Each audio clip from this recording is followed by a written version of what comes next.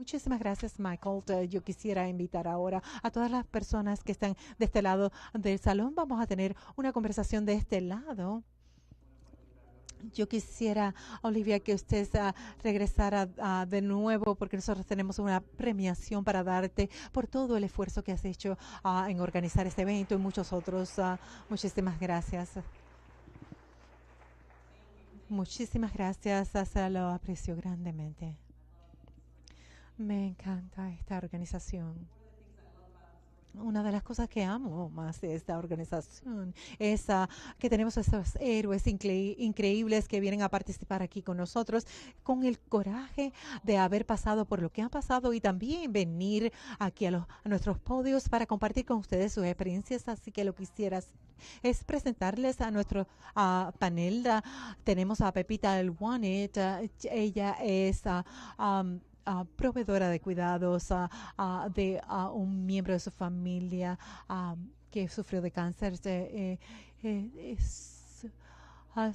Sus familiares desafortunadamente pasaron, fallecieron y también tenemos a Pet Campola. Ella ha sobrevivido y también es mentora. Y María Milton, la cual es proveedora de cuidados, y el señor Lee, que también es un sobreviviente y un paciente. Así que muchas gracias por estar aquí en el día de hoy. Si ustedes quisieran moverse a este lado del salón, son bienvenidos a hacerlo. Les voy a hacer algunas preguntas acerca de diagnósticos y sus experiencias con las estrategias de tratamiento y las experiencias que han tenido con la Fundación del Sueño de David. Pepita, antes de que usted y su persona amada fueran diagnosticadas, ¿cuáles eran los síntomas que estaba la persona sintiendo? Mi padre fue un paciente de cáncer esofageal y su primer síntoma fue que no podía mantener su comida en el estómago y se sentía que regurgitaba la mayor parte de la comida. Entonces fue al doctor y le recetaron algo, así receta médica, Pepto-Bismol, y finalmente cuando le hicieron una tomografía axial computarizada, él finalmente fue diagnosticado. Él nunca había fumado, era vegetariano, una persona muy saludable y hasta este momento no sabemos todavía por qué sufrió este cáncer. Así que él recibió maravillosa atención de sus doctores, los hospitales, de las amistades y familiares que estuvieron alrededor de él. Muchísimas gracias. La misma pregunta para Pat. Conmigo comenzó con esas fecales bien oscuras. Mi esposa, siendo una persona preocupada, me dijo que eso no le parecía bien y me llevó a un doctor en gastroenterología y el doctor inmediatamente me ordenó tener una endoscopía porque esas heces fecales oscuras significa que usted tiene algún tipo de sangre que está siendo mezclada en su sistema digestivo superior. Necesitamos saber de dónde está saliendo. Entonces, cuando hicimos la endoscopía, el tumor fue diagnosticado. Muchísimas gracias por su experiencia. Adelante, Marie. Mi mamá, mi nombre es Mary Milton. Mi mamá, John Tiller, fue diagnosticada en el 2008 o al final de 2007. El primer síntoma era que no podía comer muy bien. Ella tenía un historial de úlceras por varios años y le hicieron una endoscopia gastrointestinal después que no podía ya consumir nada y una vez y en una ocasión empezó a vomitar todo y ya no podía comer. Entonces la llevamos a la sala de emergencia y unos días después fue diagnosticada con un estadio 4 de cáncer estomacal. Yo era la persona proveedora de atención mayormente para ella, y este tumor no era operable y cubría casi el 90% de su estómago. Ella por 8 años luchó contra esto fuertemente, y yo conocí a Debbie, la cual conocí en línea cuando una noche como proveedora de atención a mi madre no tenía mucho que hacer, y mientras mi madre estaba de hecho en el hospital, y me conecté a través de una forma con Debbie y en el 2008, y reconecté con ella un poco más tarde. Muchísimas gracias, y gracias por estar con nosotros. La misma pregunta para John. Las personas que me conocen y que he tenido problemas estomacales toda mi vida, así que para que yo les diga que yo estaba constipada o diarrea o que no me sentía bien, las personas alrededor mío me decían, bueno, ya eso lo hemos oído, pero esta vez fue un poquito más diferente. Tienes que escuchar lo que tu cuerpo te quiere decir. Estaba perdiendo peso, perdí 11 libras, y eso es un gran síntoma, esa pérdida súbita de peso. No podía comer algunas de las comidas que comía anteriormente, las cuales no eran muy fácil para mí, así es que eso me preocupó. Estaba constipada, tenía diarrea y tenía dolor en mi estómago, así que supe entonces que algo no estaba funcionando bien, y traté de obtener un turno para ver a un doctor en gastroenterología, pero en el lugar en que vivía me tomó hasta meses llegar a poder ver vista por algún doctor, y finalmente cuando lo hice me dijo que fuera a la farmacia y que comprara probióticos, y el dolor no se me quitó. Y cuando regresé a él le dije, ¿usted no piensa que usted debería hacerme algún tipo de prueba? Y él me dijo, muy bien, le voy a hacer un ultrasonido, pero no era la prueba correcta, a la cual por supuesto el ultrasonido no mostró nada. Para acortar la historia, encontré otro gastroenterólogo quien eventualmente tomó su tiempo de investigarme, y lo primero que me dijo fue, necesitas una endoscopía, y al hacerla encontré una úlcera, y yo pensé, oh, eso es la causa por la cual tengo todos estos problemas. Pero cuando él tomó una biopsia de esa úlcera, y eso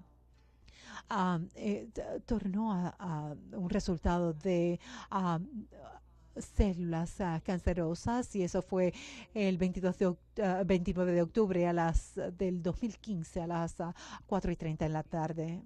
Es increíble que usted ha pasado tanto trabajo para solamente obtener un diagnóstico. Es increíble. Y una de las cosas que ustedes me imagino que han pasado por muchas cosas cuando con primera vez son diagnosticados. Ustedes regresan al doctor y les dan un plan de tratamiento. La primera pregunta es, ¿cuál ha sido su experiencia en consulta de tratamiento? ¿Cuáles son las estrategias de tratamientos que les dan en segundo y tercer plano?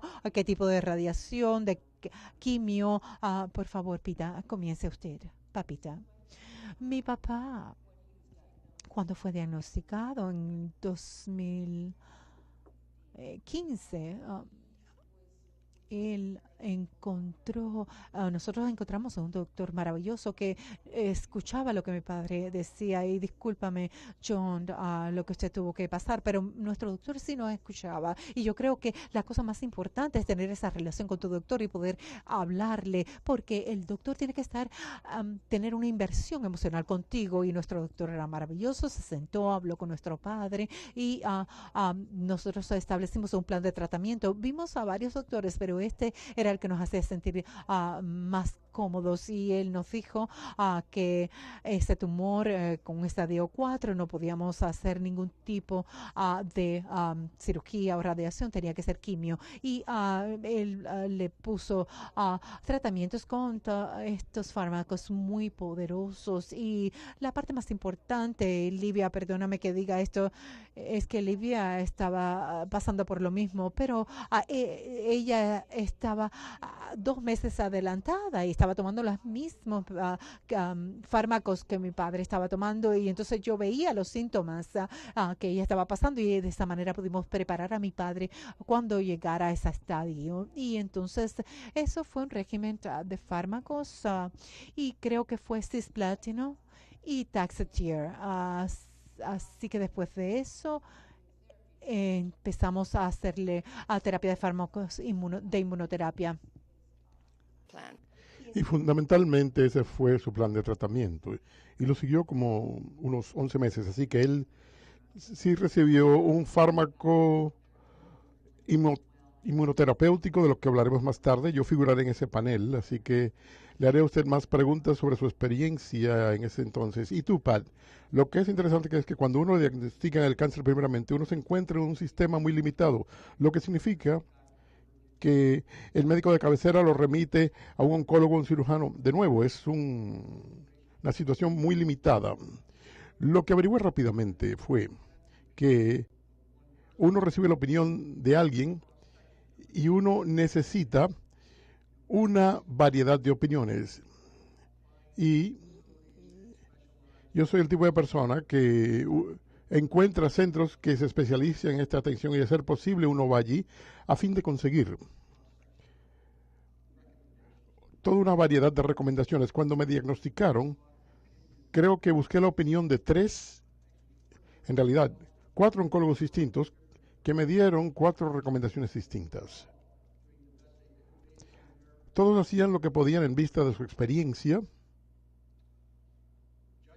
y de su criterio, pero con el tiempo uno llega a encontrar la recomendación con la que uno se siente más cómodo. Y esa es la que uno acepta, y entonces uno no trata de adivinar si alguna otra cosa fuese mejor. Así que consigue esas opiniones y tome la mejor decisión que se pueda. Muchísimas gracias por eso. Así que todos han escuchado que siempre es bueno conseguir diversas opiniones antes de seleccionar al médico con el cual uno se sienta cómodo. Así que gracias, Marie. Sí,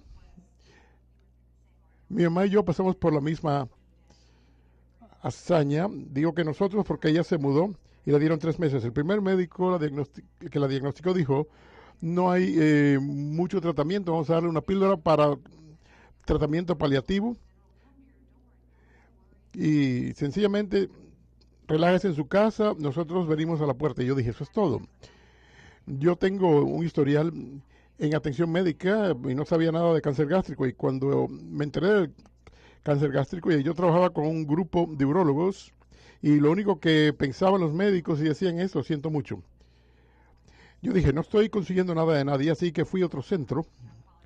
El oncólogo allí sencillamente no se especializaba en el cáncer gástrico y nadie tampoco se especializaba allí. Y uno de los oncólogos dijo: si fuese mi madre, yo la llevaría a este centro al que llegamos a ir. Y fuimos allí, y ese fue el cuarto lugar. Estaba a 6 horas, pero manejar las 6 horas valió la pena porque pensé que teníamos acceso a diversas opciones, en vista de lo que quería mi madre, en vista de lo que nos dijeron varios médicos, en vista de nuestras investigaciones. Dijimos, este es el mejor lugar donde estimo que conseguimos opciones. Se nos dice que tenemos tiempo para pensar, nadie nos apuraba, y nuestro oncólogo, él fue más allá de su entidad, así que él se aseguró de conversar con otros centros. Él no tenía que hacerle caso a esas opiniones, pero dijo: quiero darles toda la información que yo pueda. En vista de las preguntas que hacía mi madre en la consulta, él nos hacía seguimiento con una llamada, o después de una consulta nos decía: fui a ver un colega, dijo que nos decía que había cierto estudio. Como dije, perdimos a mi madre en el 2015. Fueron 8 años, pero hubo 8 años en que pensamos que teníamos opciones y acceso, a pesar de que las cosas cambiaban, y en realidad pensábamos que lo mejor es comunicarse. Si uno no se siente cómodo, normalmente hay un motivo para ello. Así que confíen en sí mismo y hagan preguntas y llamen. Y yo hice esas llamadas telefónicas y di esos viajes y valieron la pena. Gracias. Traten de encontrar un lugar con el que se sientan cómodos y que le brinden opciones. Gracias por eso, John. Cuando a uno le diagnostican el cáncer inicialmente, uno opina que no tiene tiempo. Tengo que averiguar lo que es esto. No lo sé. Uno está como en shock. Y encontré un centro importante anticáncer en la ciudad de Tampa, Florida, que me recomendaron, y allí fue a donde fui. Y inicialmente no conseguí una segunda opinión, y eso lo lamento desde un principio. Me sentí cómoda ya. Ellos opinaban que tenía un cáncer en un estadiaje muy temprano. Me aplicaron quimioterapia antes de la cirugía. Dijeron que me iban a operar. Pensaron que habían sorprendido esto en una buena estadio, tal vez el estadio 2. Me dieron cisplatino, me dieron oxiplatino, me dieron siliplatino y me dieron 5-FU. Y considero que fue el oxiplatino lo que aumentó mis enzimas hepáticas, así que me lo quitaron inmediatamente y entonces me dieron oxiplatin o platino, que me dio como ictericia, me dio como tétano cuando comía. Me lo quitaron y me dieron 5-FU y presuntamente era un tratamiento de 9 semanas de quimioterapia antes de la operación, pero la suspendieron a la 6ª semana, opinaron que los fármacos me daban demasiados efectos secundarios y querían pasar a la cirugía. Y eso fue lo que hicimos, suspendimos esto a la 6ª semana, me llevaron a cirugía, mis efectos secundarios, desde luego, a partir de la quimioterapia, fueron náuseas, cansancio, pérdida de apetito, adelgazamiento, tristeza, mucha tristeza, y tenía mucho miedo. Eso viene siendo casi todo antes del tratamiento. Es una hazaña increíble la que ustedes han sufrido. Gracias por hablar de sus experiencias. Parte del temor inicial, para resumirlo todo. Inicialmente uno tiene temor, uno está en shock, porque le dieron a uno el primer diagnóstico y entonces se le dice a uno lo que se le va a aplicar, ya sea quimioterapia, terapia dirigida, cirugía o radiación. Así que hay muchas cosas por las que hay que pasar y también los efectos secundarios, de manera que es muy importante tener amigos y familiares cerca, además de ayuda. Así que muchísimas gracias a los cuidadores que están aquí. Ustedes tienen mucho valor y hace falta mucho amor, atención y valor para estar allí con los familiares. Estoy segura de que ustedes dos también recibieron apoyo familiar. Otro punto de apoyo es el Debbie's Dream Foundation, la Fundación del Sueño de Debbie. Quiero preguntarles cómo averiguaron lo que es el Debbie's Dream Foundation y qué impacto ha tenido esto en su travesía y qué hacen en estos momentos, sobre todo en relación con Pat. Quiero que ambos me hablen un poco más del programa de mentoría y su experiencia también como líderes de capítulo. Voy a comenzar con Tapita. Conocí a Debbie por conducto de Libia hace unos años y pensé que Debbie era una de las mujeres más resistentes y valerosas que he llegado a conocer. Había algo, Debbie, que acogía a todo el mundo y me acuerdo de haber conversado con ella acerca de mi padre y ella me habló de sí y de su padre. Llegué a conocer a su padre hoy y es una familia increíble y todo tiene que ver con el apoyo y el amor que tienen todos y me parece que eso es muy importante. Que usted sea cuidadora y que yo sea cuidadora, pero los héroes están aquí, porque si pueden sobrevivir, sencillamente tenemos que seguir adelante con ellos y me parece que Debbie fue un recurso increíble y también Libia, desde luego. Y así fue como llegué a conocer esta fundación y por eso la seguiré apoyando. Gracias, gracias por tu exposición. Phil. Cuando me diagnosticaron inicialmente y en realidad después de la operación me reuní con un oncólogo. Creo que ese oncólogo se encuentra aquí hoy. En aquel momento me dijo, desde el punto de vista estadístico, tienes la oportunidad del 50% de llegar a vivir 2 años más. Y esto como me asombró y dije, ¿y entonces qué? Él me dijo lo que tenía que hacer seguidamente y estaba totalmente enloquecido pensando en cuál sería el mejor paso. Investigué por internet y ello me llevó a la Fundación Debbie's Dream y mi vida cambió para siempre después de eso. Lo que hizo la Fundación de Debbie's Dream fue darme información y recursos que pude aprovechar para investigar más a fondo mis opciones. De manera que así lo hice y me parece que eso me permitió encontrar segundas opiniones y el mejor tratamiento para mí. Así que la próxima vez que tuve contacto con la Fundación Debbie's Dream, estaba en el consultorio de mi oncólogo aguardando que me viera y había una señora junto a mí con un montón de papeles y estaba repasando los papeles y estaba muy ocupada. La llamaban por teléfono y le dije, ¿es usted paciente? Y me dijo, sí, me llamo Debbie Salman. ¿De verdad? ¿Y qué te pasa a ti? Porque el oncólogo atiende muchos cánceres. Tengo un cáncer gástrico de estadiaje 4, ¿de verdad? Me pregunté, ¿por qué estás aquí? Y ella me dijo, ¿sabes qué? Nosotros pudiésemos aprovecharte como voluntario. Y siempre bromeo, sobre todo con la madre y padre de ella. Una vez que uno llega a conocer a Debbie, uno nunca puede decir que no. Ella sencillamente era una persona tan entusiasta por lo que hacía que nunca le pude decir que no. Y en última instancia, cuando alguien me pregunta qué es lo importante por haber sobrevivido todos estos años, tengo que decir que es participando en la Fundación Debbie's Dream y ayudar al prójimo. Y tengo que darles las gracias a Debbie por ello y ver cómo su entidad se desarrolla y llega a otros países y a otros estados. En realidad es un tributo increíble ante la persona y ante la consagración que tuvo ella. Gracias, Pat. También puedes hablar más acerca del programa Prep Mentor. El programa de mentoría es un programa en el que a uno lo compaginan con pacientes con un cáncer del mismo estadiaje o cuidadores. Y uno puede compartir experiencias. Lo que me pasó a mí es muy semejante a lo que van a pasar a otras personas que tengan el cáncer de mi estadiaje. Y yo hice preguntas, ¿cómo te manejaste comiendo? ¿Cómo te manejaste durmiendo? ¿Cómo manejaste ciertos problemas que son específicos para tu estadiaje, el cáncer de tu estadiaje?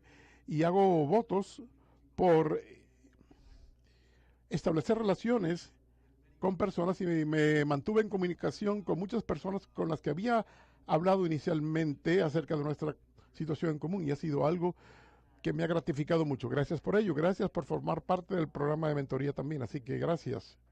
Marie, tú también, y por favor, habla más a fondo del programa de mentoría, al igual que de ser líder de capítulo. Como dije, conocí a Debbie en un foro, no me acuerdo de cuál, como que conversamos y nunca se me olvidó ella. En aquel momento existía la Fundación Debbie's Dream. Como dije, mi madre se mudó conmigo y eso fue durante los primeros 2 años. Ella entró en remisión después del primer año y pensamos que era atención paliativa. Se le aplicó quimioterapia y el tumor le creció, pero entró en remisión durante ese primer año. Hubo 9 años, 9 meses, mejor dicho, de remisión y nos mudamos a la Florida y el cáncer de mi madre regresó. Y estuve 6 años de cuidadora durante mucho tiempo. Es muy largo decir por qué no me fui de la Florida. Mi madre volvió a mudarse a Texas y me convertí en cuidadora a distancia. La Fundación Debbie's Dream. Bueno, yo no llegué a conocer a Debbie ni fui participante activa hasta que el año que falleció mi madre. Dije que quería hacer algo al respecto y los sobrevivientes quieren formar parte de entidades que ayudan a aquellos que pasaron este problema y sentía el aislamiento que sucedía y me sentía muy sola tratando de avanzar por el sistema de salud. Cuando conocí a Debbie, estuve allí para el día de promociones y pensé, Dios mío, esta entidad es magnífica, ojalá que pudiese tener más comunicación. Y siempre aconsejo a todos que se comuniquen. Tengo varios colegas en el sector salud. No es lo mismo que un grupo específico que se focalice en las mismas metas de uno. Y los cuidadores y pacientes pasan por lo mismo. De profesional me convertí en voluntaria en casa. Estuve sin empleo durante mucho tiempo y cuando uno trata de volver a la vida laboral, eso fue muy difícil para mí después de tantos años. Pero ¿saben una cosa? Usted preguntó, ¿cómo Debbie me ha influido? En muchos sentidos. no solo personalmente, sino profesionalmente.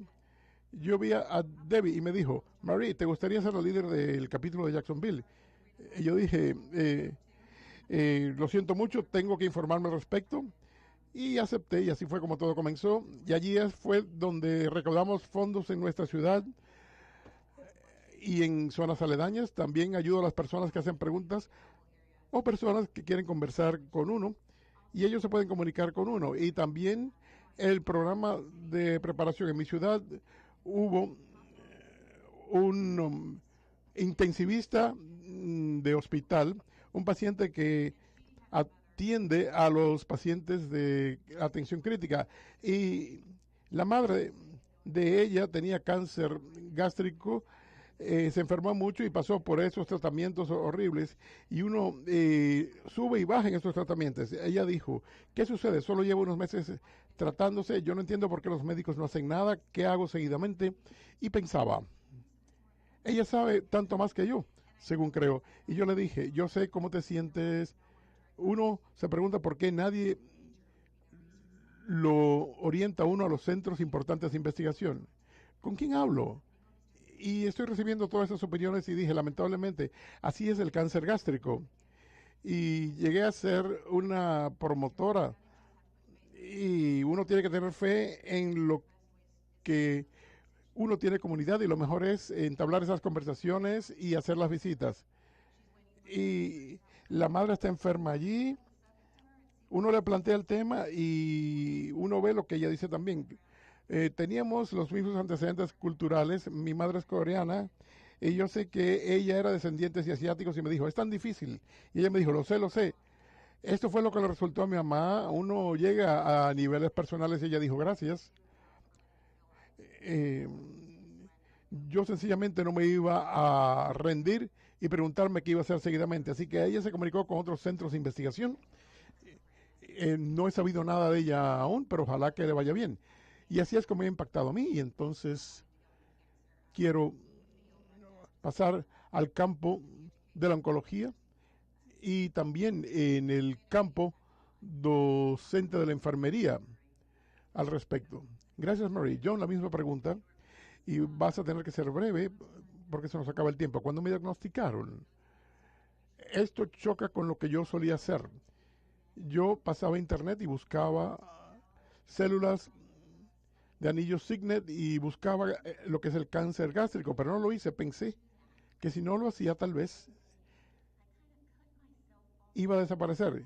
Como me aislé de las personas y no quería comentarles a los demás lo que yo tenía. Así que no hice muchas investigaciones, sencillamente escuché a los médicos y tengo una sobrina que se conecta con internet siempre y ella encontró la fundación Debbie's Dream y me llamó y me habló al respecto y me dijo, John, creo que tienes que ir a ese sitio web y fui a ese sitio de internet y averigüé que hay otras personas como yo. Y así que para mí fue la oportunidad de conseguir más información sobre el cáncer gástrico.